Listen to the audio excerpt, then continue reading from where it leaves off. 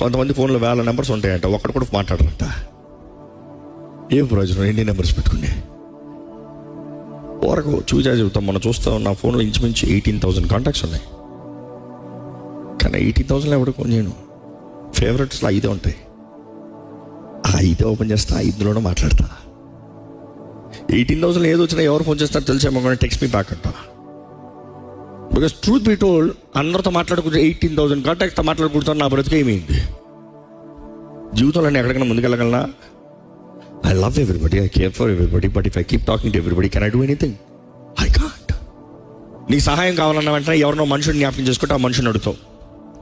నీకు నొప్పి వస్తే ఒక మనిషికి ఫోన్ చేస్తావు, నీకు డబ్బులు కావాలంటే ఇంకో మనిషికి ఫోన్ చేస్తావు, నీకు కంపెనీ కావాలంటే ఇంకో మనిషికి ఫోన్ చేస్తావు, బట్టలు కావాలంటే ఇంకో మనిషికి ఫోన్ చేస్తావు. ఈరోజు మనుషుడితో మాట్లాడుకుంటూ జీవితాన్ని గడిపేస్తున్నాడు, కానీ దేవుడితో మాట్లాడలే. ఎందుకంటే మనం అనుకుంటున్నాం మనుషుడు నాకు సాయం చేస్తాడు, మనుషుడు సహాయం వ్యర్థము అని దేవుడు నాకు తెలియజేస్తుంది.